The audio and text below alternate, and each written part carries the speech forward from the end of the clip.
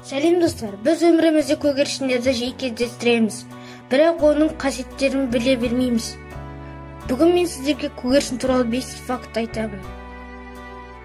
Қазіргі кезде көпшілік адам көгершінді ақымақ құсқа теңеп, көшені ластайтын және ауру тарататын құс ретінде қабылдайды. Алайда бұл ойға ешқандай негіз жоқ.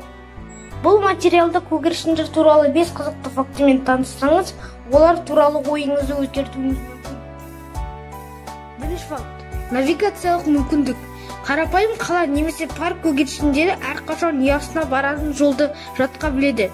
Олар ұясынан бірнеше метр немесе километр қашықтықта болса да ұясына бара алады. Біріншіден, көгершіндер жолындағы ландшафт ерекшеліктерін есте сақтап алады. Екіншіден, олар исті жадыда сақтап алады.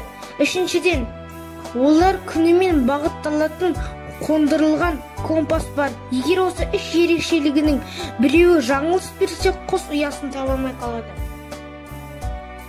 Екінші факт. Көгершіндер ымырға келе алады. Оксфорд университетінің зерттеушілері тәжірибе барысында құстардың ұшу кезіндегі бағдарын анықтау мақсатында оларға GPS навигациялық жүйесін тапсырды. Саяхаттау барысында екі көгершінде үйге бірге немесе бөлек қайтуға таңдау болған. Көгершіндер ымырға келіп, екеуінің екі жолына жақындау, үйге апарар ортақ бағдарды таңдайды. Көгершіндер бастаушыға бағынып, соның артынан барады. Егер көгершіндердің бағдары әртүрлі болып, әртүрлі жақтарға бөлінсе, ымырға келмейді. Жалпы көгершіндер бағытты жалғыз жүргеннен гөрі топпен жүрген кезде тиімдірек жеңеді. Үшінші факт. Көгершіндер бостандықтың және тәуелсіздіктің белгісі.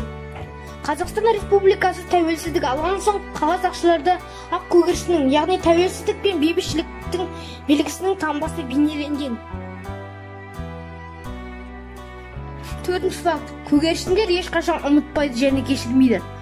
Бірнеше жыл бұрын зерттеушілер көгершіндер адамдардың түрін ажырата алатынын түсінген кезде тағы бір қызықты фактімен бетпе-бет келді.